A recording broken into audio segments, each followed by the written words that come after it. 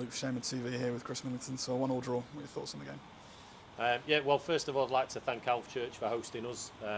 Thought they were excellent. You know, we knew they'd give us a test. We explained to the lads the way the club's run and the way it's set up, and the fact that well, the reason we're here is because of the quality players they bring through. So first of all, thanks to them, and also to the travelling shaman. They were brilliant. What a great number of made the effort to get down and back the lads today. So a couple of thank yous first of all.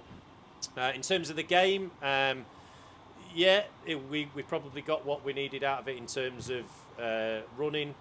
Disappointed with elements of the performance, especially first half. I thought we were second to everything. We didn't look like a Halifax Town team to me, and that's something that we've got to do straight away. And a Halifax Town team to me is organised, hard-working and incredibly competitive first and foremost, and then we build the play around that, and we weren't that first half. And I'd argue, well, I'm sure anyone here would agree that Alvechurch deserved the lead going in at half-time. Second half looks a lot more like ourselves, injected a little bit of intensity into the game.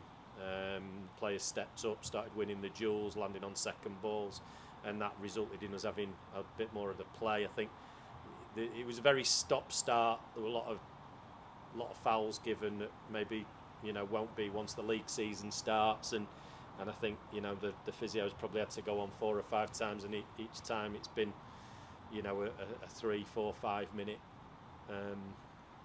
moment of treatment, which breaks up the play and makes it very difficult for the game to get any rhythm. So when you take those things into consideration, I've got to be pleased with the effort and application in the second half, and there were certain traits that represent Halifax Town a little bit more in that second half. Of course, as you mentioned, Alvechurch took the lead from the penalty spot and probably not undeserved on the balance of play. No, yeah, they were. I think we probably dominated possession, but they looked more aggressive with their possession. They looked carried more of a threat with it. We had a very good chance with Aidan in the box. He should have finished it, and if not, then he should have squared it. And in the first half, and that was probably the best chance of the half for either team. So, we should have scored there. But no qualms at all with going in 1-0 down. It was, in fact, I think we probably would have. I would have felt like we'd cheated something out of the game if we'd have gone in level, because we didn't deserve to be. So, but the reaction was good enough.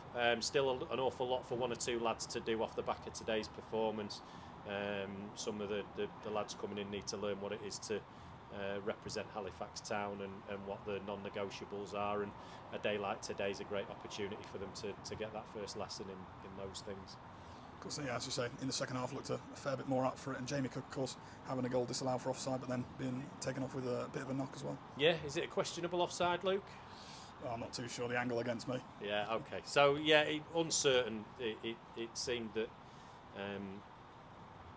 again, for both teams, I think sometimes the shout earned the decision, and we felt that might have been one of those occasions. But the pleasing thing was the build-up play down the left-hand side, some really good combinations with Frankie Sinfield, Aidan George, and then a great ball into Cookie, and a really composed finish across the keeper and right into the bottom corner. So if it was offside, it was millimetres, but the other aspects to that passage of play were really pleasing.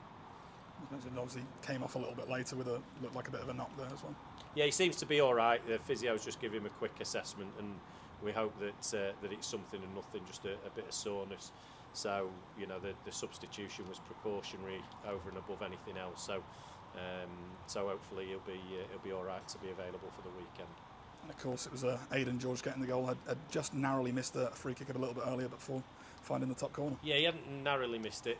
He'd missed it quite significantly earlier on, but credit to him, he's stepped up, he's taken responsibility, and he's put it right. That's 3 goals for him now in pre-season, and that's what we know he can give. That's why we've brought him to the football club, because he's got ability that not many have. He's got that crucial ability to find the back of the net, and now he's settled in, and he knows how much he's valued by us as a club. I expect to see that contribution continue. Of course, up next, trip to Radcliffe on Tuesday night. Yeah, looking forward to that. That'll be a real test. You know, that'll be a very, very serious physical test for our young group. For some of them, it'll be a lesson in senior National League football, because Radcliffe will be experienced, they'll be well organised. They're a team who can play. By the way, I don't want to minimise that aspect to their play, but obviously the thing that we're really looking forward to is the physical test, and it'll be a serious test for some of the young players who are looking to cut the teeth in National League football this season. So good surface, a good club. We like going there, and it'll provide a really important test for some of our lads. Thank you. Cheers, Luke.